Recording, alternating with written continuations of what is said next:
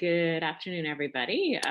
So my name is Tracy Glenn, and I'm one of the organizers of the Human Rights and Media Lecture Series, being brought to you today by the Atlantic Human Rights Center, St. Thomas University's Departments of Human Rights, as well as the Department of Journalism and Communications and the MB Media Co-op and Raven, Rural Action and Voices for the Environment.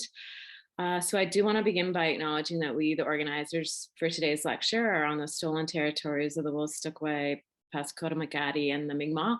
These lands are bound by the Peace and Friendship Treaties signed in the 1700s between the British Crown and the indigenous peoples of the Wabanaki region. The treaties of peace and friendship did not involve the indigenous peoples of these lands surrendering any land. The treaties did establish terms of peaceful coexistence, recognizing indigenous peoples of the region as sovereign peoples. So this winter, the Human Rights and Media Lecture Series will discuss timely events in relation to the media. We will hear from scholars of the media and the law, journalists and other media makers, lawyers and grassroots activists on how our media landscape is changing. These speakers will tell us what they're doing to make our media landscape a more safe, just, and equal space. So the talks happen at 5:30 Atlantic time and here on Zoom, and you can use the same Zoom link that you're using now for future talks. You can find out more about the series by visiting the MB Media Co-op website or Facebook page, or by visiting St. Thomas University's events webpage at stu.ca. All the talks will also be made available days after on the MB Media Co-op website, mbmediacoop.org. This series is made possible with many hands, and I want to thank especially Aditya Rao with the Atlantic Human Rights Center and MB Media Co-op, Shannon Brooke Murphy with the Atlantic Human Rights Center, Amanda DiPaolo, the chair of the Department of Human Rights at St. Thomas University, Jamie Gillies, the chair of the Department of Journalism and Communications at St. Thomas University, Susan O'Donnell with Raven, and Ashlyn Albright and Jacqueline Cormier at Stu Communications. Before introducing our speaker this evening, I wanted to quickly announce the next speaker in our series, which is coming up this Thursday, February 10th. Aditya Rao, a human rights lawyer based in Fredericton, will be delivering the lecture, Hate and Human Rights in Canada, the debates being had over Section 13 of the Canadian Human Rights Act. So this evening, we are fortunate to have media scholar, Dr. Erin Steuter with us. So Erin is a professor of sociology at Mount Allison University. Her research focuses on critical media studies and ideological representations in news and popular culture. She has won multiple awards for her teaching and research.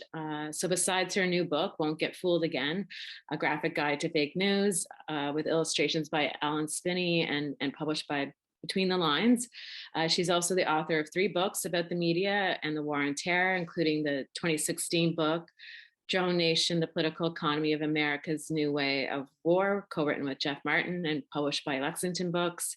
The 2010 book, Pop Culture Goes to War, Enlisting and Resisting Militarism and the War on Terror, co-written with Jeff Martin and published by Lexington Books. And the 2009 book, At War with Metaphor, Media, Propaganda, and Racism and the War on Terror, co-written with Deborah Wills and also published by Lexington Books.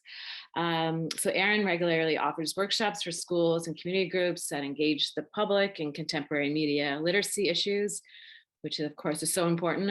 In 2017, the ME Media Co-op organized a talk by Erin aimed at raising awareness about the fake news phenomenon. Her workshop, Fighting Fake News, Tips for Aspiring Truth Detectives, it filled Conserver House in downtown Fredericton. And was, really appreciated by the people in attendance. Erin has provided critical commentary of the Irving media monopoly situation here, giving academic rigor to what many of us sense is the case. The media regularly consults her media analysis. If you're interested in the Irving media monopoly, which I know many of us here tonight are, I suggest checking out her work on the Irving media representations of the Irving oil refinery strike in the 90s and her work on ideology in the Irving newspapers. So tonight, Erin will be speaking about her new book, Won't Get Fooled Again, a graphic guide to fake news, and 2 lucky participants will win a copy of her book, and I'll announce the winners at the end of the talk before we go to the Q&A session with Erin. So Erin, please take it away. Thank you, Tracy. You are so kind and nice to introduce me that way, and also for constantly inviting me and creating great spaces for us to have conversations about these ideas. So here's our book. I won't get fooled again, and I'm very happy to present it as part of the Human Rights and Media lecture series. And we'll see if the PowerPoint's working as I would like it to. All right. So when I first was giving talks about this, I had to explain to people about what fake news was and how they would find it in their social media and how algorithms work to perpetuate it. But I think we know a lot more about that. And one of the things that is concerning me about our public discussion about fake news is that the majority of the advice being given from sort of multiple spectrums of people in the media literacy world is that you should turn to the mainstream media, the sort of biggest media organizations that have the biggest budgets, and you should get your news from them, and you shouldn't share things unless you get them from them, and those are the reliable experts to go to. And that is sometimes true, but that is not always true. And so I would like to spend some time talking about what happens when the fake news is in the mainstream media. And I know that there is some pushback to raising this conversation by critical media literacy experts because a lot of the people who are perpetuating conspiracy theories would be the first ones to say, you can't believe anything in the mainstream media, including very clear evidence-based arguments on many different topics, because it's all a conspiracy and they're all lying to you. But I really don't believe that sort of paternalistic responses of, well, some people might stop listening to the mainstream media, so we're not going to be allowed to criticize the mainstream media, is an acceptable solution to the problem. And because there's people interested in media and human rights at this event, I'm going to pitch it for people who understand that sometimes you could believe the mainstream media, but we're not going to abandon our critique that I have long had. At this very important time. And I'm a little bit concerned that the mainstream media is using this current situation in order to sort of draw the public in and reduce the criticism that was mounting towards them as stenographers to power and other kinds of issues over the last 30 years. I'll also just say that I can't see the chat at all. And so Tracy will let me know, and I will try to finish in 30 minutes. So we have lots of time to chat, and I'm very happy to chat. So what I've done is I've taken screen captures from the book, which is a graphic guide. So it's a comic book format. And I've done a few interviews about why I chose this format. But the main reason was that a lot of people want to have conversations about fake news, and I think they should have conversations because it's not something that you can really understand in isolation. You need to talk with people and say, does this seem true to you? What do you know about this? How would I know if I was being fooled? And some of the research was starting to show that people wanted to stop talking about the news and stop talking about controversial issues because they didn't want to get in a fight with people. They didn't want to accidentally absorb fake news and repeat it without knowing what it was. And so they were starting to decline in their interest in political topics, which I definitely don't want to have happen. So by showing people talking and trying to solve the problem of fake news, and in some cases having fights about it, but in some cases finding kind of enthusiasm and even joy in it, that seemed a good way to move forward, and a comic medium seemed like a good way to do it. And I'm very grateful to my illustrator who helped create that. So this first panel, there's a couple of different groups who appear in the book, and one of them is a family. And in this family, there's this one auntie who's the one who keeps sending all the messages to everyone in the family that are, mostly fake news. And the family's very frustrated about this. And so in this case, and they've been telling her that she should stop getting her news from social media. So here she's saying, did you hear that the migrants are slaughtering goats in the refugee hotel? And the family are saying, you have to stop believing that fake news. And she said, I knew you would say that, but look, it says so right here in black and white. And she's holding up a mainstream newspaper from Canada. And every story that I'm going to show you and in the book is entirely based on true fake news stories. These are actual things that happened. So the family member here says, that sounds pretty far-fetched. What's their source for the information? And then she reads more closely in the newspaper, and it says that the goat slaughter was revealed in an online hotel review. So some of you, if I could do like a little survey of hands, I would ask you if you knew about this story. But some of you will know that this was an actual news story in the Toronto Sun that had a headline on the front page that said that refugee migrants were staying in a hotel, that they slaughtered goats, that they set a fire to cook the goats, in the hallway.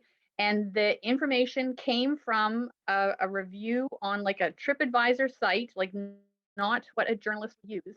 And there were real world consequences of this. Somebody came and set the hotel on fire, and the police and the fire department had to come and rescue migrants. And this was in, and not a newspaper that we might find credible, but not some sketchy back conspiracy theory website, a newspaper that is published in Canada every day and has actually an extremely high readership. So it's a challenging issue to try to get your relatives and yourself to not be exposed to fake news when there's outrageous examples of bad journalism like this happening out there. All right, next example. Oh, look at the little buttons giving me. Okay, so here's another example. So there's another group that's in the comic book, and this one is a group of people who are at the sports bar watching soccer game from various international soccer fan communities. And so here they're watching, that there's the goal, and they're arguing about whether it's true or not. And they're saying, no way, that went in. And they're like, oh, the referees called for a video review. And then, there's, discussion about a chance to look at it more closely as a goal. And then all of a sudden on the TV in the sports bar says, we interrupt the game to bring you breaking news. And the Muslim community here are saying, going, please don't let it be about Muslims, which anyone who's familiar with what the Muslim community has gone through in the last over 20 years knows that there has been such tremendous scapegoating of their community and such horrible fake news about them in the mainstream media. So the news says, ISIS fighters have been arrested trying to enter America from their secret base in Mexico. So if you know anything about how the world works, you will know that there is no possibility in which there are an ISIS base in Mexico invading the United States. But again, this was on mainstream media. The story lasted for several hours. It was repeated in thousands of places. Many news outlets posted it. They didn't challenge it. They didn't double check it. The people in our comic book on the preceding pages then say, like, someone must have to verify this. Like, how come no one's changing the story? And then ultimately you start to see the story come down and be challenged and say, no, actually, that the flag that they thought that they found that was an ISIS flag abandoned in a borderland desert on the Mexico-US border was actually, somebody's like soccer shirt and had nothing to do with that. And then meantime, the phone-in shows are like, tell us your feelings about the latest news about the ISIS invasion of the US from America. So again, super frustrating to see how there isn't the former tradition of verifying the news before posting it, that there's this tremendous pressure to get the news out and then not checking. And of course, tremendous damage can happen. So this was on multiple sources. All right, so then here's another example. So there's a group in the book who are sort of a group of kind of coffee clutch seniors who kind of get together and talk about the news of the day. And so they're showing each other some news on their phone, and they say, oh, so show me this corporate good news story. And they say, here it is. And they show this headline that says, these huge companies are surprisingly responsible. But one of the members of the group is a little more savvy. So she says, sorry to rain on your parade, but I'm not sure that's a real news story. And, her friend says, well, what makes you say that? And she says, see that tiny label in the corner, the one that says sponsored content? What does that mean? It means that the so-called news story about how great these corporations are is actually paid for by guess who? And then sure enough, they realize that the corporations themselves. So some of you who are familiar with media analysis will know that about sponsored content, but surprisingly, when you see surveys about this, the public doesn't really know about this. And this has been a huge growth area for mainstream media in the last 10 years, in which they actively partner journalists with corporations, and they create good news stories about the corporations, and they are written with all the skills that the journalist has, as engaging as possible to present the story like a public relations story for the company. In some cases, they don't label it as sponsored content at all, and in other cases they do, but in almost all cases, the sponsor label is very small and definitely easy to spot, and particularly difficult to spot if you're looking at the news on a small device like your phone. So there's quite a bit of statistics about how broad this is being accepted in mainstream media, and a very significant portion of revenue for mainstream media companies is now starting to come from the sponsored content, and that is not independently authenticated, investigated news pieces, and it might not be open conspiracy theory fully false, but it's certainly not true news, let's say. All right, so then here's another example. So this one's from comes from an original story from the CBC. So we have this couple here in there. They have this very wise dog who gets to say clever things in each unit. So they're watching the news, and the TV news says, our next guest says there has never been a spill or a leak along the Cross Mountain pipeline. So in order for my publisher not to get sued, I generally disguise the names of some of the organizations, but you might recognize them. So they're like, oh, it sounds like the pipeline isn't going to be so bad after all, which of course is a very common response to hearing something like that. And then the partner says, no way can that be true. And in this partnership, one of them is really gullible and one of them is really cynical. And at one point they have kind of a cute moment where they're like, I love how cynical you are. And the other one's like, I love how naive and you're ready to believe the best of things. So he says, look, even Cross Mountain admits on its website to 82 reported spills. So this is a true story that they literally said there'd never been any spills. And even the website admitted to this many spills. And then sure enough, you see the consequences of the spread of this fake news. So the reporter is now saying, and a new poll shows that the majority of Canadians think that pipelines are the safest way to transport oil over long distances. And that is also a true statistic. And one wonders if the public's opinion on that was influenced by, fake news like that. And then the very wise dog, and the dog's bowl always tells you where the source of the quote is. In this case, the dog says, the shepherd always tries to persuade the sheep that their interests and his own are the same. So a little bit of insight about how these things work from the dog. So then in terms of what is the situation with the media and their responsibility for the spread of fake news, I have a series from within the media community in the book. So I have this very sincere, hardworking team of journalists who are trying to cope with the fallout of fake news.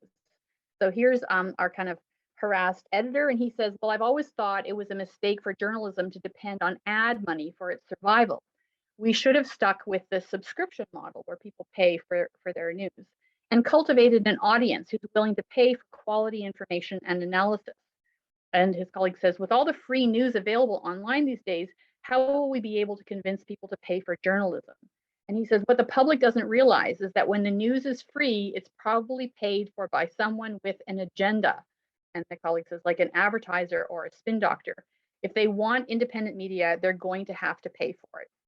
So there's a longer discussion that happens in the book, but it kind of gives you that core sense that once you start to, and it used to be like in the early 20th century, people would pay for subscriptions for their news, but the advertising model made it so that you often would pay only a nominal amount or it would be free. And of course, you got to have all these ads, either overtly as ads, but also like the sponsored content embedded.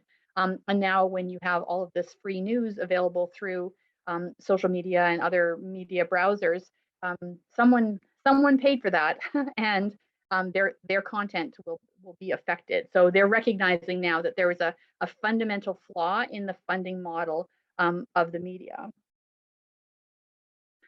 So here is a group of researchers who are featured in the book.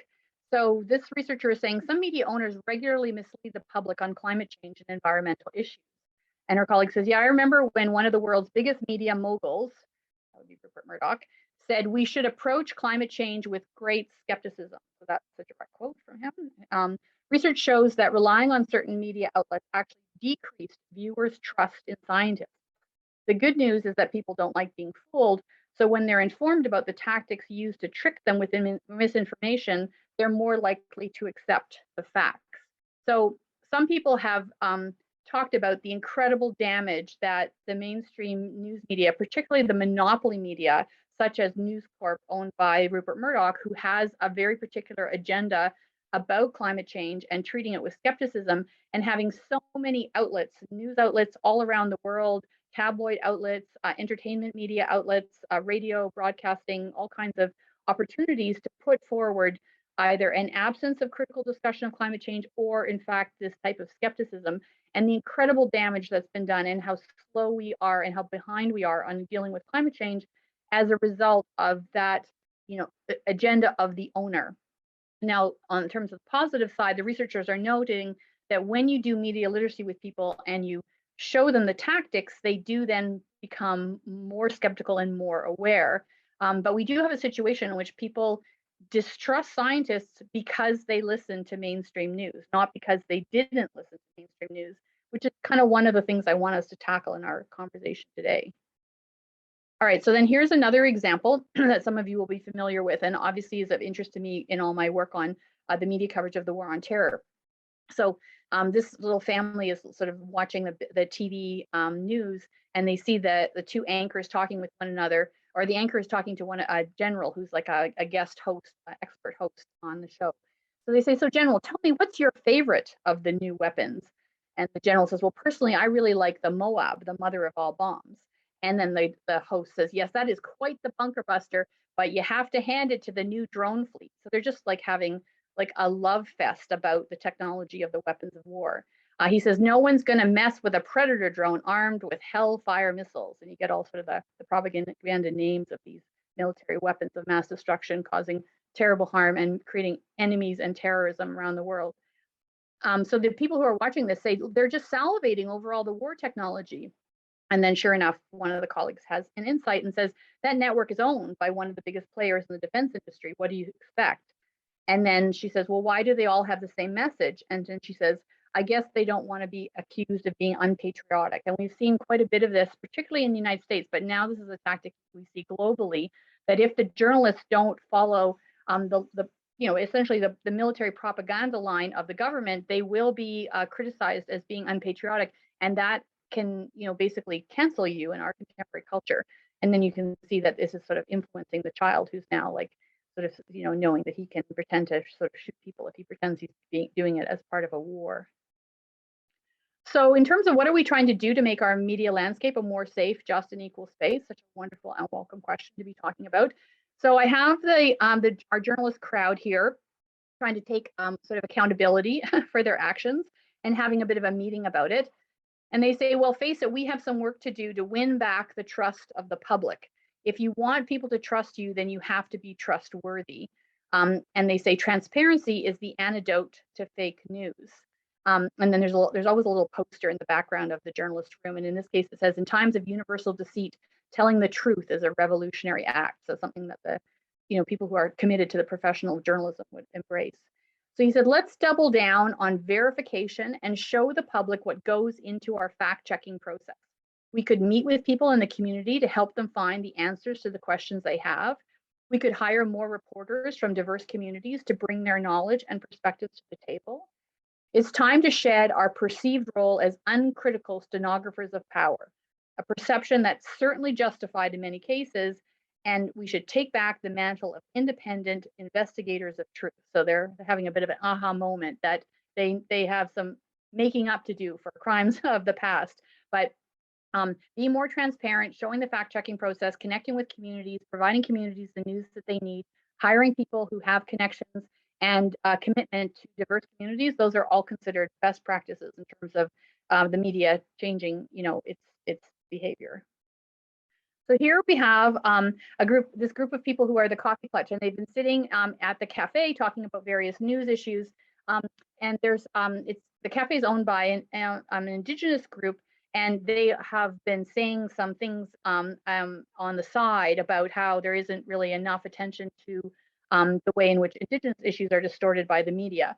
So they've just heard this news story about how there's supposedly the police may be involved in some kind of missing and murdered Indigenous women, but the official news line is, well, nothing really can be done. And so they're like, well, I wonder if that's really true. We've now noticed a pattern that we only find out the true story years later.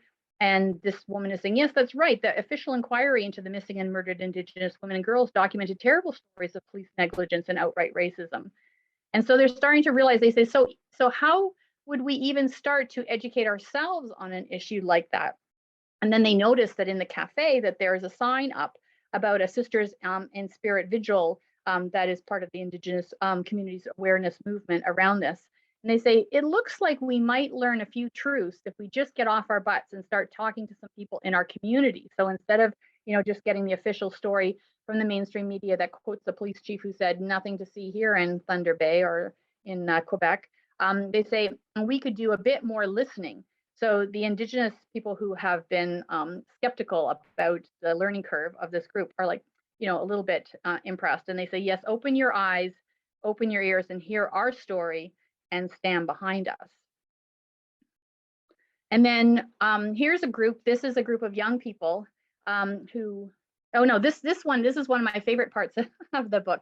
So the editor Between the Lines, who's Amanda Cocker, who's been really terrific supporter of publishing this book. She had a daughter in grade 6 at the time I was writing this, probably grade 7 now. And she said, I want the book to be of interest to her as well as everybody else. And so I thought I should put a particular kids theme in. And so what I have kind of a family night at a middle school, and the children in the middle school have been taught the best practices of media literacy by their teacher. And now they're all sitting with their parents, and there's a competition of who can spot the fake news. And there's a pizza party to be won in the end. And in this family, the little boy is a very reliable narrator. He has very accurate understanding about media literacy, but his family don't always believe him. So they're busy in the competition. The dad is a full conspiracy theorist. So they're like, so it says, no, Dad, the original photo showing police attacking protesters in Azerbaijan. So what's happened was, it says it was doctored to look like it was a scene from Venezuela. So there was a scene in which it showed police basically attacking protesters and looking like they were officials from the Venezuelan government and oppressing the people of Venezuela as part of like this extended narrative about how horrible the state of Venezuela is. But they've done some fact checking, and they're finding out that actually that wasn't a pictures of police from Venezuela. It was actually it was police from Azerbaijan. So the dad's like, I told you the cops looked like communists. And then they say, well, no wonder the clothes they were wearing were for a cold weather climate. So they're wearing these like woolly clothes. And they were like, hey, this is kind of fun doing our sleuthing, because they did like kind of a reverse image search and found out, that the picture came originally from somewhere else, and that the weather on the day of the report was, like 25 degrees Celsius, and nobody would be wearing that. And so the teacher who's running the contest says, hands up if you think this is fake news. So the family says, we figured it out. And it says, we have a winner. Give these folks a round of applause and their pizza coupon for a free pizza dinner. And remember, folks, think before you share fake news. So this family was successful in figuring it out. All right, so then I'm pretty sure this is my last one.